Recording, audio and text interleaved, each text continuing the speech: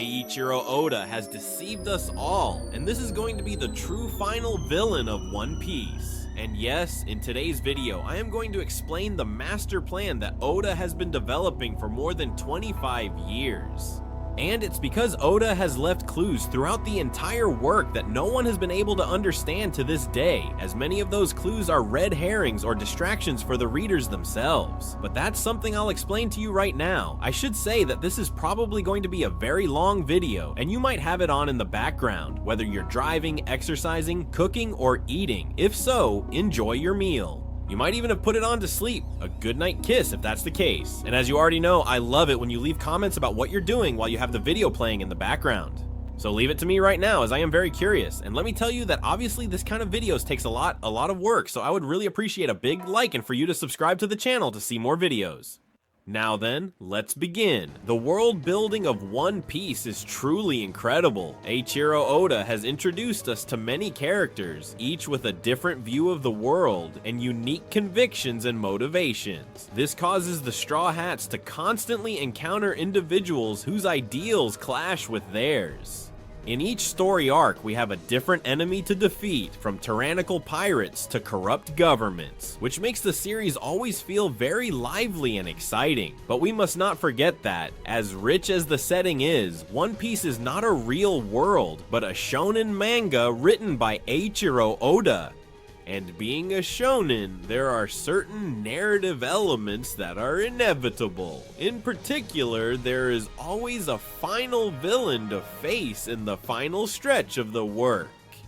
Since the beginning of One Piece, Oda has both followed and subverted genre conventions. We have seen Luffy and his crew defeat countless villains, each with their own goals.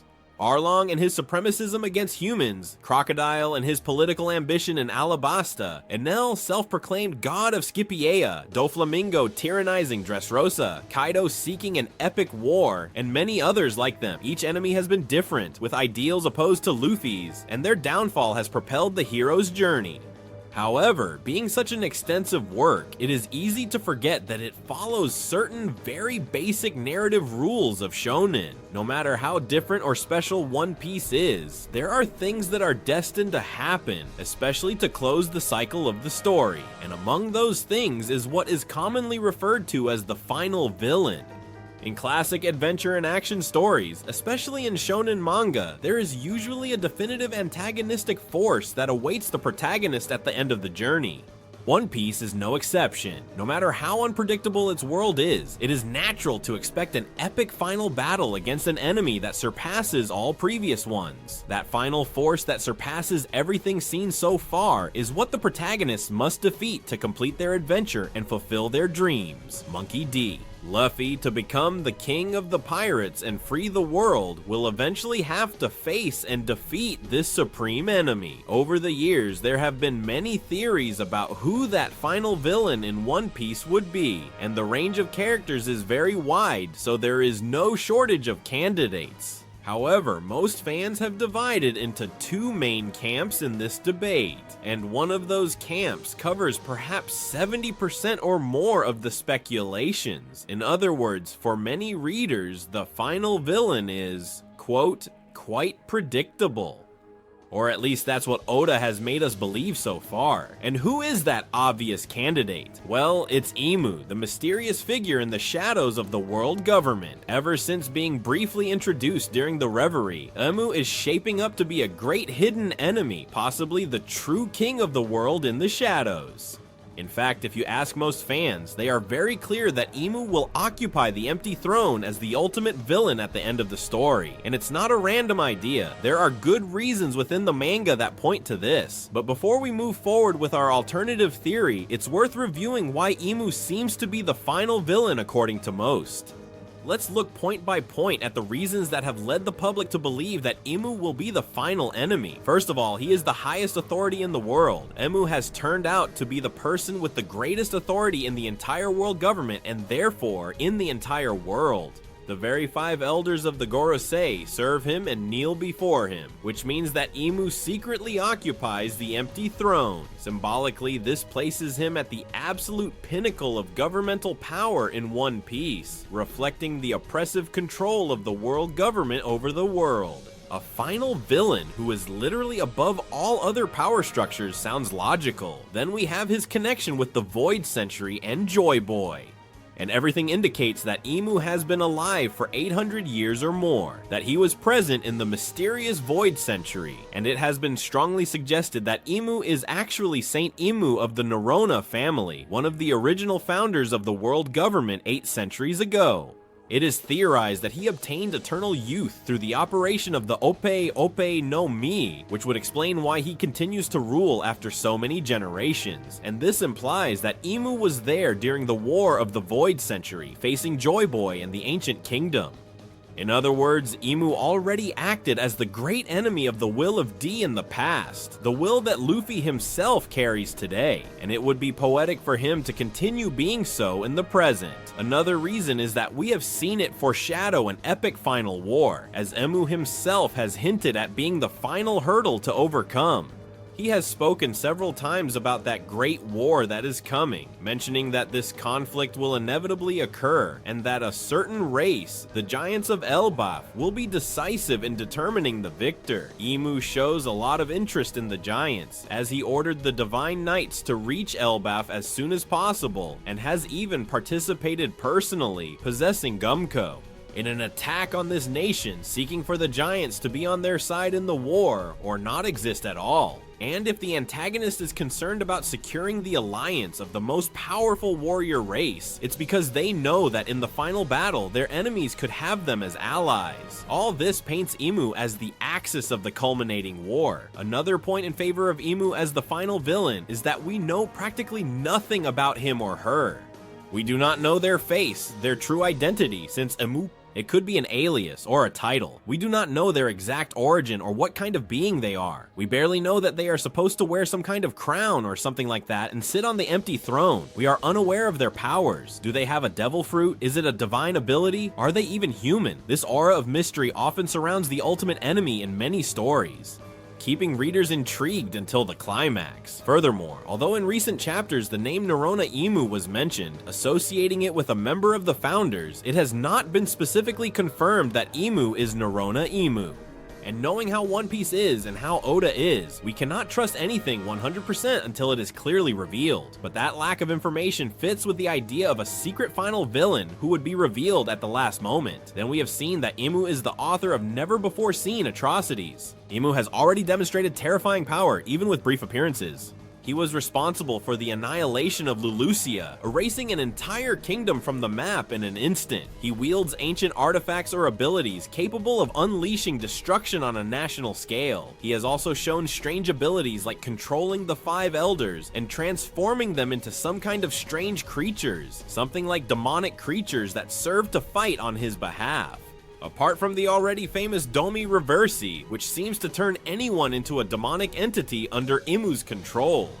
Imu has at his disposal both the military power of the world government and his own almost divine or infernal powers. An enemy with such an arsenal naturally aims to be the final challenge for Luffy. With reasons like this, it's no wonder that approximately 70% or more of the community thinks that Imu will be the final villain of One Piece. It's, let's say, the obvious. All the recent focus of the story points towards him. Oda has hinted at it with these details, and it seems the logical conclusion. Imu is the supreme leader behind the oppression of the world government. Then Luffy will have to defeat him to free the world. And that's it. Case closed, right? Well, what if I told you that all this we just summarized might be nothing more than part of Eiichiro Oda's master plan? What if Imu is actually a smokescreen meant to mislead the fans? Eiichiro Oda, within the classic nature of such a long manga, always tries to surprise the viewer. He has mentioned on more than one occasion that he does not like it when fan theories correctly predict the twists he has planned. In fact, he said that if they guessed what it was, for example the One Piece, he would completely change what it is. Oda is famous for planting false clues and making shocking revelations that no one saw coming. In the case of the final battle, Oda knows that the expectations are enormous, after more than 25 years of history and over 1,000 chapters. He himself has spoken about the speculated final war in the work, confirming that it will happen, and he literally said some time ago, Marineford will look like a cute war next to what's coming. That is to say, the Marineford War, which until now has been the most brutal conflict shown with the death of Ace and Whitebeard, will seem very small compared to the climax of One Piece. With those statements, Oda guarantees us a colossal ending. Now then, if Imu were simply the final villain, just as we all believe, wouldn't it be too obvious for Oda's standards? Let's think, One Piece has over 1,000 chapters and more than 25 years of publication. Is the final boss really going to be someone Oda introduced to us in chapter 906 and that many fans assumed from that moment? It would be very strange if in such a long-running story, the final villain could be predicted so far in advance without any twist, right? Oda enjoys subverting our expectations. If he already confirmed that there will be a great final war and is making us think that Imu is the ultimate rival, one starts to suspect, would he really let us see the final villain coming in such an obvious way? If most already take it for granted, maybe Oda is preparing a surprise. As a creator, Oda would want the final battle to take us by surprise, to blow our minds with an incredible plot twist instead of just giving us the expected. At this point, I must clarify that Imu is not going to be the final villain. At least this is the idea of this theory. In my opinion, Imu is going to turn out to be what I call an object character. That is, a character whose goal is to fulfill a specific function to enhance another or demonstrate something in the story. And rather than being the climax himself, Imu would be a perfect decoy for the fans, presenting himself as the supposed final villain, which will actually give way to the true ultimate enemy of One Piece. And who is that ultimate enemy if it's not Imu? Well, hold on, because it might surprise you. There is no one above Imu or some extraterrestrial god pulled out of nowhere, but rather a character you all know very well for a long time. In fact, it is someone who has been competing with Luffy since before entering the New World, and the final villain will be Davy D. Teach Blackbeard. Yes, I know he is known as Marshall D. Teach Blackbeard, but since we have been told his real last name, I call him Davy D. Teach. It adds an aura. Maybe right now you're thinking this doesn't make sense, that Teach's role is different in the story, but I ask you to listen to everything I have to say because I'm sure that in the end, you'll see things differently.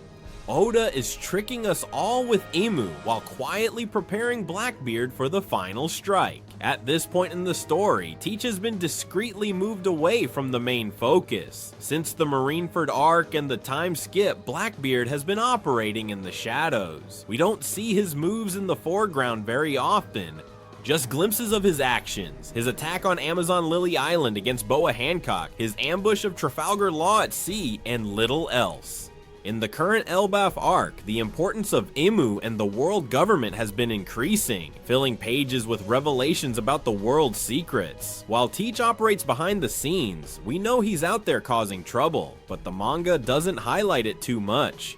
The perception as readers might be that Imu is now the great active villain, and that Teach might have another role or will be an intermediate obstacle. But beware, that perception is exactly what Oda wants us to have. He himself diverts our attention. While we are all amazed by Imu disintegrating islands and the intrigues of the government, Blackbeard has been amassing enormous power without us paying much attention. We know that the threat of Teach exists, but unconsciously we have put it on the back burner because of all the noise surrounding Imu and the elders of the Gorosei. This should already make us doubt, is what is happening really in the story, or is it what Oda wants us to think is happening? Because if one coldly analyzes the current situation of Marshall D. Teach, one will realize that he has everything to be the final villain. Let's review what Blackbeard currently possesses and what he has achieved. Hachinosu Island. Teach took over Hachinosu, the legendary pirate island that was the base of Rox D. Xebec decades ago. It is his territory and headquarters in the New World, a lawless place teeming with pirates. Additionally, Teach has expressed that he wants to turn Hachinosu into an officially recognized kingdom, his own pirate country, to be able to attend the Reverie, the World Meeting of Kings. In fact, he kidnapped Kobe precisely to negotiate with the world government for the recognition of Hachinosu as an affiliated nation in exchange for his life. This demonstrates his political ambition. Teach is not just a pirate seeking treasures, he wants to be a king in the world system, and surely something more that we do not know today. He also has a very powerful crew with very strong devil fruits. Blackbeard surrounded himself with the worst criminals from level 6 of Impel down, whom he recruited after their escape. His 10 Titanic captains, the fleet commanders. It includes monsters like Shiryu of the Rain, former jailer with the Suke no Mi of invisibility, Van Augur, sniper with the Wapu Wapu no Mi of teleportation, Lafitte, hypnosis, and possible fruit. Still to be revealed, Katarina Devon with the Inu Inu no Mi, model QB, capable of taking the form of others. This is important for later. Sanjuan Wolf, a colossal giant with the giant fruit. And he also has Pizarro, Vasco Shot, he has Doc Q with his disease fruit, etc. And several members have stolen powers from others. Shiryu obtained invisibility by taking Absalom's fruit, for example. Additionally, Teach has been gathering an arsenal of fruits and hunts powerful users to take their abilities. His crew has accumulated several strong fruits, and indeed, Blackbeard's crew is one of the most powerful ever seen, full of individuals with lethal powers.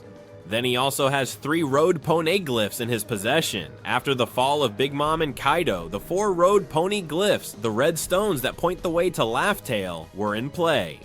Teach ambushed Trafalgar Law at sea and defeated him, stealing the rubbings of the road pony glyphs that Law had. Let's remember that Law had obtained copies of at least 3 of these stones, those from Wano, Zoo, and Whole Cake during the alliance against Kaido and Big Mom. This means that currently Blackbeard possesses 3 of the 4 road poneglyphs, which are necessary to go to Laugh Tale. He only lacks 1, the lost poneglyph, whose location no one knows for sure. Having the location of Laugh Tale almost within reach is a critical ingredient. It brings Teach closer to fulfilling the dream of becoming the king of the pirates before Luffy. He also has Charlotte Pudding captured. Teach attacked Big Mom's territory after Wano and kidnapped Charlotte Pudding, Big Mom's daughter, who belongs to the Three-Eye tribe. Big Mom mentioned that she believed Pudding, upon awakening the power of her third eye, could read the poneglyphs, a skill only possessed by the Kazuki clan in Wano and currently by Nico Robin. If Teach holds Pudding, it is likely for this reason, either to force her to read the road poneglyphs for him, or to extract memories with her Memo no Mai. This gives Teach an alternative method to decipher the path to Laugh Tale. Even without Robin, he also has Monkey D. Garp as a hostage. In a bold move, Blackbeard managed to capture none other than the hero of the Navy, Monkey D. Garp, Luffy's grandfather. During the Battle of Hachinosu, Garp infiltrated to rescue Kobe and caused havoc. But finally, Teach's crew managed to capture Garp and currently have him imprisoned. This is a huge prize. Garp is a symbol of the Navy. Having him captive could serve Teach as a bargaining chip. It is speculated that Blackbeard might try to exchange Garp for something very valuable. For example, the official recognition of Hachinosu, or for world government technology.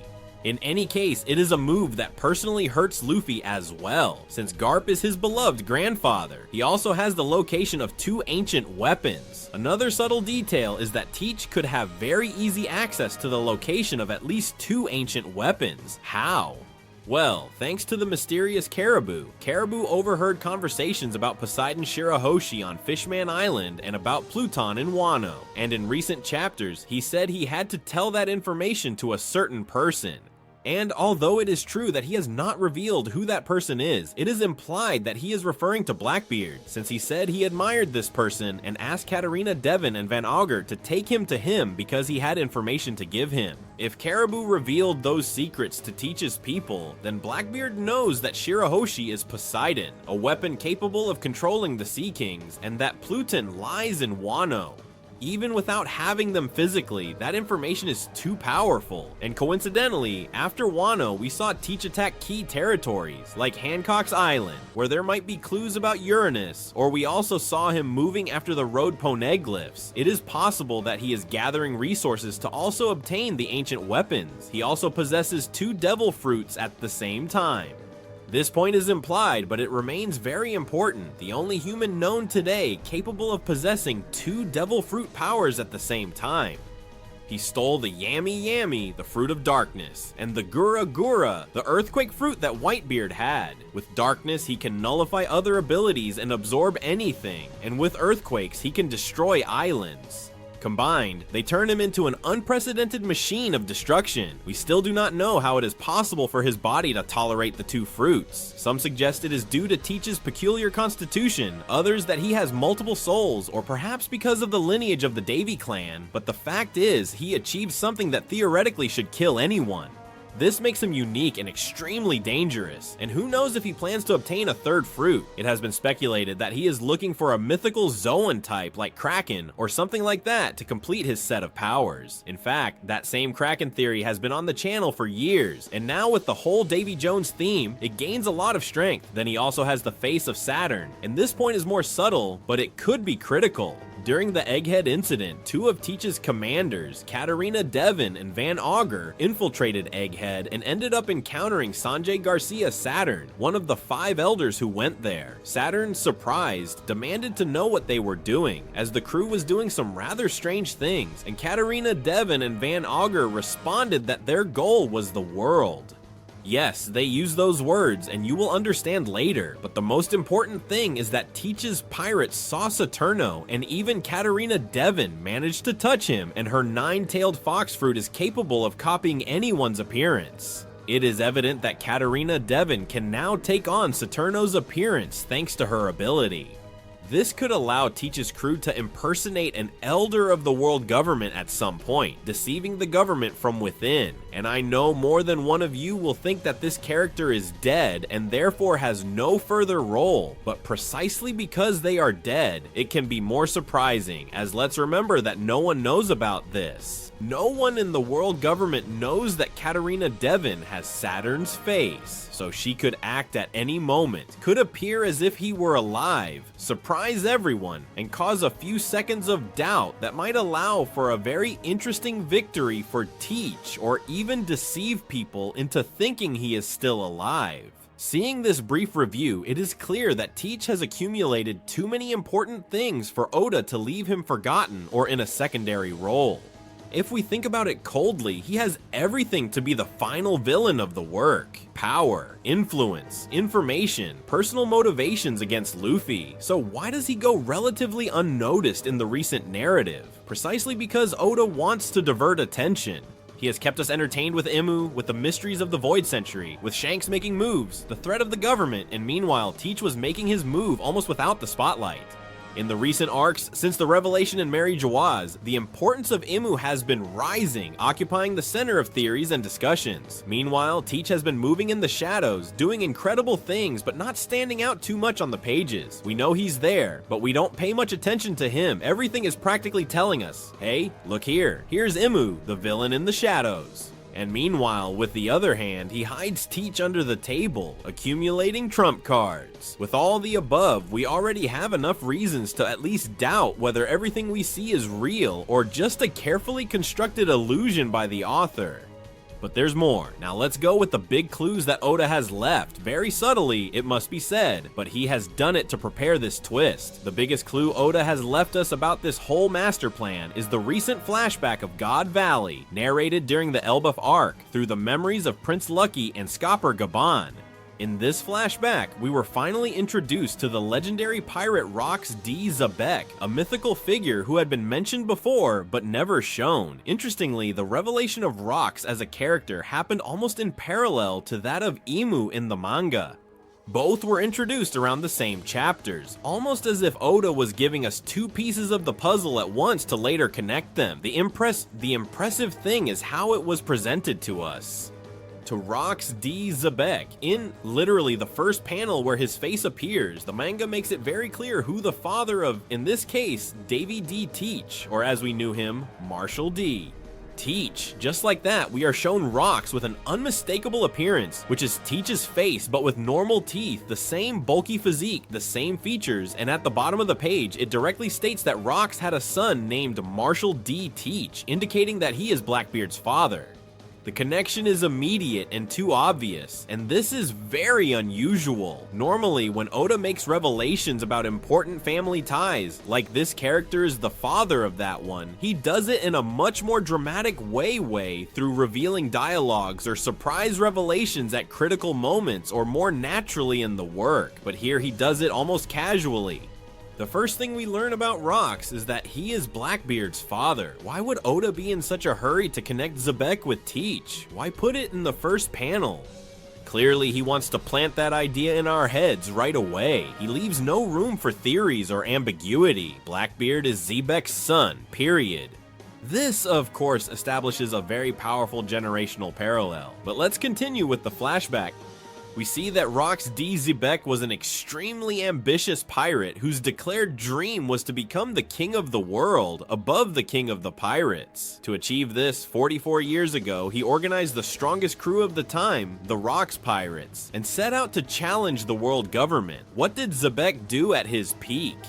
Nothing more and nothing less than infiltrating Mary Jawa's, the holy city, and sneaking into the Chamber of Flowers where Imu resides. This is an incredible feat. Rox achieved something no one else had managed, reaching Imu in person all by himself.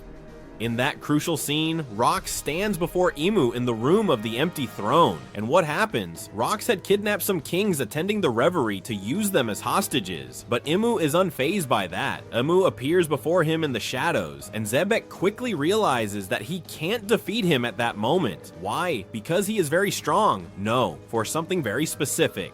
He had a power of regeneration or immortality that made him untouchable. And indeed, if it had been purely about strength, one might think that Imu himself could have finished off Xebec there, but he did not.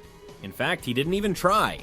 Since Imu's identity must be protected, and notice the level of fear Imu has of being revealed to the world, he ended Cobra's life immediately, only appearing before Cobra because he knew he was going to kill him. And then when he realized Sabo had seen him, he attacked without hesitation. So Rox, admitting he can't defeat him, throws a promise. I will return. I may not be able to defeat you right now, but one day I will return. Imu at that moment lets him go and ignores him, and Xebec flees, knowing that it is not yet the time. This scene is deliberately set by Oda as a seed for the future. Rox basically vowed to return to defeat Imu at the right time, but we know that never happened in his era, because shortly after the God Valley incident took place, where Rox ultimately died or disappeared.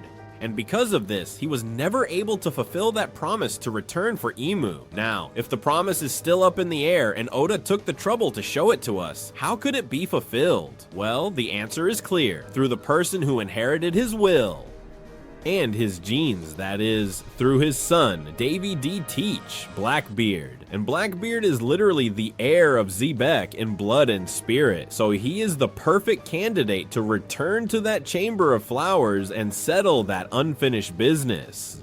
Imagine the future scene, Teach arriving at Mary Jawa's, entering the Pangaea Palace where Imu is, perhaps sitting on the empty throne, and that would be a spectacular parallel that would close that 40-year circle. But there are more clues in this flashback. We know that Rox had a bold plan to rise to the top of the world. His goal was to defeat Imu and the world government and usurp their place. To achieve this, he sought powerful allies and resources. In particular, the flashback shows that Rox was obsessed with uniting the giants of Elbaf to his cause, as he considered that the strength of Elbaf was key to overthrowing the Holy Land. He repeatedly tried to recruit King Harold of Elbaf, even offering him all kinds of alliances. And here it is important that Rox mentions that to fulfill his plan, he needs the King of Elbaf at that time, who was Harold, to consume a certain fruit that was very powerful and which we imagine would be a legendary fruit. And indeed, Rocks planned for the strongest giant of all, with the leadership of Elbaf, to eat a powerful fruit to use him as a weapon against Emu. We see that Rocks ended up fighting against Harold when he allied with the government, as they offered Harold a deal to kill Xebec. Rocks got angry with Harold for allowing himself to be a puppet of the government and broke his friendship with him, but he refused to kill him because deep down he respected him too much.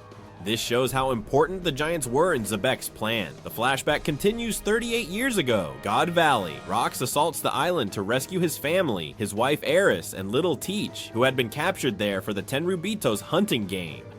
We see Rocks fighting against the Celestial Guards, the Knights of God, and against his own allies turned into demons by some government power. And amidst all the chaos that unfolds, we have to return for a moment to Harold and remember that just when he is with Harold, the true surname of Xebec is revealed to us. It is revealed that his real name is Davy D.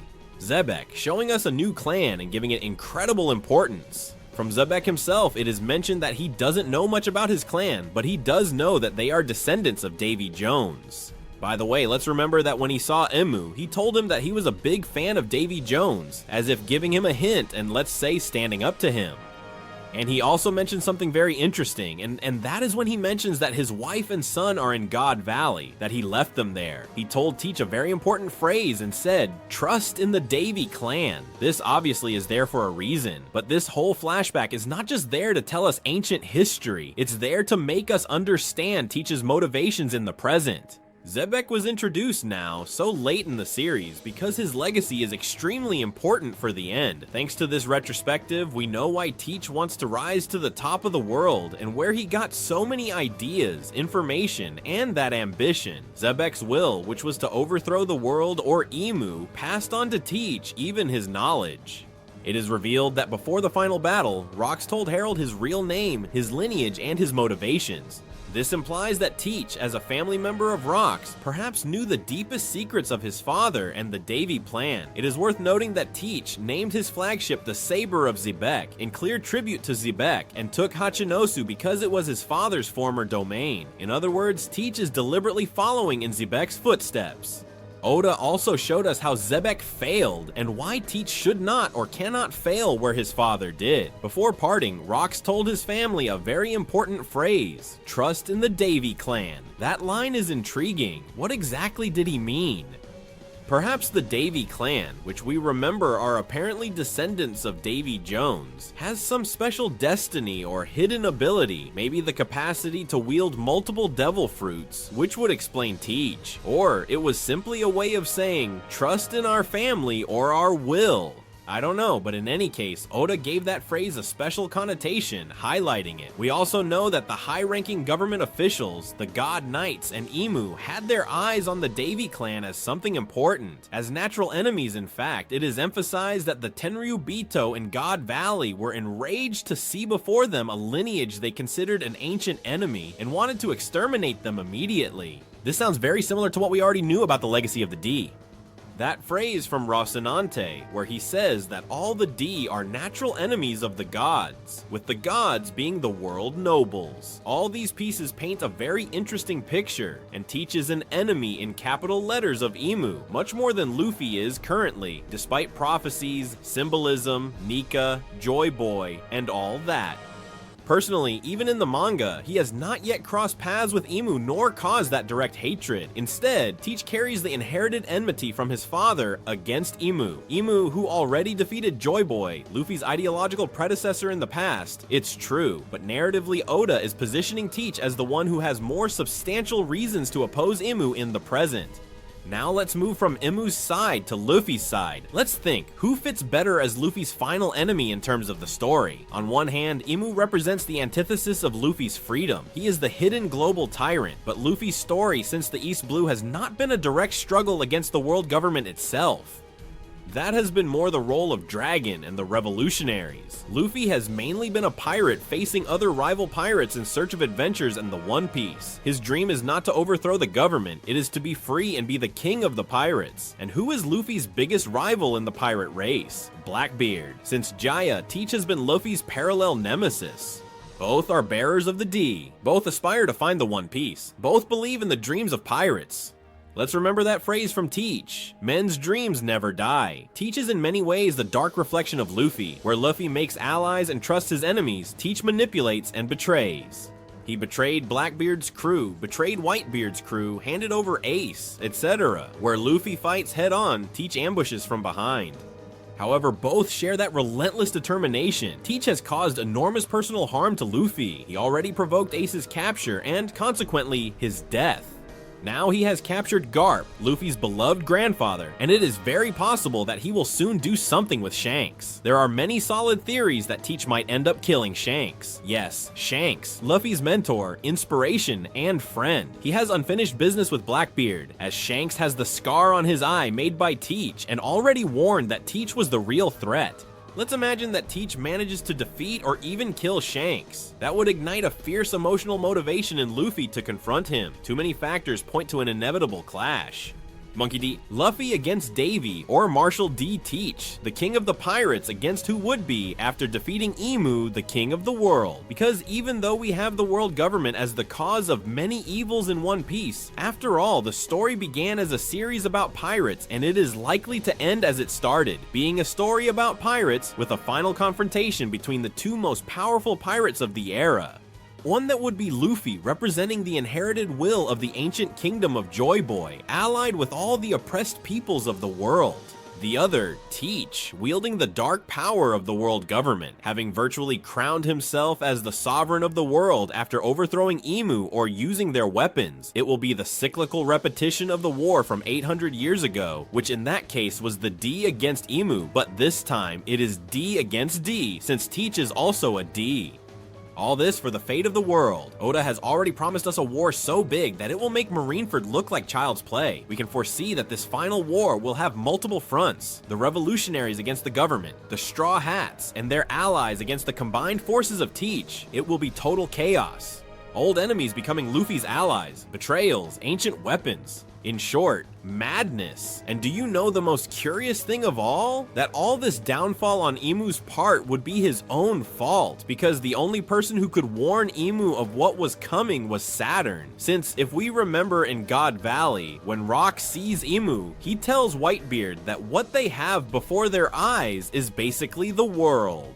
The same words used by Katarina Devon and Van Augur to Saturn when they ask him what his goal is, saying it is the world. And at that moment, Saturn immediately attacked Katarina Devon and Van Augur. Perhaps that went a bit unnoticed, but seeing that Saturn is the person whom Emu possesses when they are in God Valley, it's because Saturn already heard those words from the person he knows is Teach's father, as he himself mentions having a special lineage. In other words, in summary, Saturn understood those words as if Rox was returning and knew that this time he was coming directly for Emu. But Emu, in an act of selfishness and lack of foresight, ended Saturno's life before he could explain everything he had seen and what was coming. In other words, he ended the life of the only person who could give him the information that he needed to prepare for what was coming. But in the midst of that whirlwind, Luffy and Teach were destined to face each other one last time. Both would have what the other desires. Perhaps Teach will manage to obtain the One Piece or part of its secret, proclaiming himself king of the world after having toppled Mary Joyce. And Luffy would have the will of the world behind him, becoming the emblem of the new era. It would literally be the Battle of the Dawn. Each would have a special power, as Luffy by that time might be known as the King of the Pirates, and Teach at that moment is known as the King of the World, leading to the confrontation of the King of the World against the King of the Pirates, the man who controls the whole world with the man who wants to give freedom to the whole world. It would literally be the Battle of the Dawn. Why the dawn? Because in One Piece it has been repeated many times that the world will see a new dawn when oppression ends. The Minks, Odin, Pedro, all spoke of that dawn of the world. Luffy, carrying the legacy of Joy Boy and Nika, is destined to bring the dawn. And what more literal image of that dawn than defeating Teach, whose power is absolute darkness. Teach's darkness against Luffy's son, Nika, the sun god. Drawing a small parallel with the fight between Blackbeard and Jace, in which in the last blow we saw, Teach mentions who will win, the sun or the darkness. This symbolism is too good to waste. Luffy is that rising sun and Teach is the shadow that eclipses it. Thus, One Piece would culminate as what it has always been, a pirate adventure, a story of pirates, with the ultimate battle between the future king of the pirates and his nemesis. In the process, of course, Luffy would have made many allies, and they would also fight, but the final obstacle would be a pirate, not a celestial king. It makes a lot of narrative sense. Oda can resolve the political plot and also give us an epic pirate duel to close the story with a flourish. Imagine that final scene after the victory. Luffy finally achieving the title of King of the Pirates, defeating Teach, freeing the world from an era of darkness, while a beautiful dawn appears on the horizon, the freed slaves, the oppressed people celebrating, Luffy's nakamas laughing with tears. That's the ending all One Piece fans want to see, and Oda, master of storytelling, would present it to us after years of believing the final villain was someone else. An unforgettable surprise.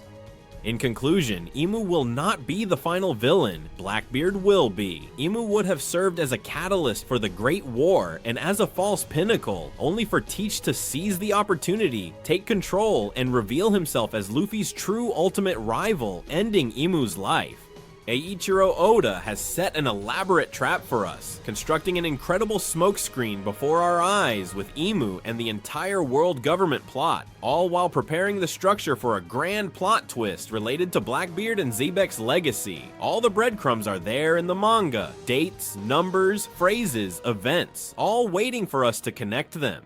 And we are heading towards an epic finale where Monkey D. Luffy will illuminate the new dawn of the world, defeating David D. Teach, and finally ending the cycle of oppression that began 800 years ago. Get ready because the best of One Piece is yet to come, and many may not have seen it coming. The inherited will always find a way to be fulfilled, and the dream of the D will soon clash against the darkness of Blackbeard in a battle for the ages. The dawn awaits us after the darkest night, and let the battle continue, because the dreams of men never end. And this would be the entire theory, all the information, and everything I have to tell you about this famous and anticipated final war, about who will be the final villain of One Piece, why it won't be Imu, and why it will be Teach. I think I have been able to explain and divide each of the points I have seen around the manga, being quite specific and concise in many of them, trying to explain it in the simplest way so that it is easily understood, so that everyone who has watched the video and reached this point understands exactly what I mean, because in the comments I want you to leave not only what you thought of the video, which I would like you to leave in the comments as always, but above all your opinion. If you have changed your mind, if you haven't changed your mind, also tell me why. If you agreed with my opinion, then leave it in the comments as well, and I want you to give me everything you think right now, having just seen the theory in the comments, because I love reading different opinions. Also, if you see someone with an interesting opinion, comment to that person and debate with each other in the comments, because you know I love reading the debates you have, as I must also say that you are quite respectful, which I appreciate. And by the way, if you think that the final villain of One Piece is not going to be either of these two, let me know in the comments as well, because I'm interested in knowing what that third option is. And I imagine that in a few years, probably quite a few, this video will gain or lose a lot of credibility, since it will either have come true or not, honestly. I think in a few years, this video will be funny, for better or worse. Let's hope for the best and that it ages very, very well and doesn't age like Saturn, who ended up very badly. So just to tell you that if you liked the video, you know you can leave a big like. As always, subscribe to the channel to see more videos.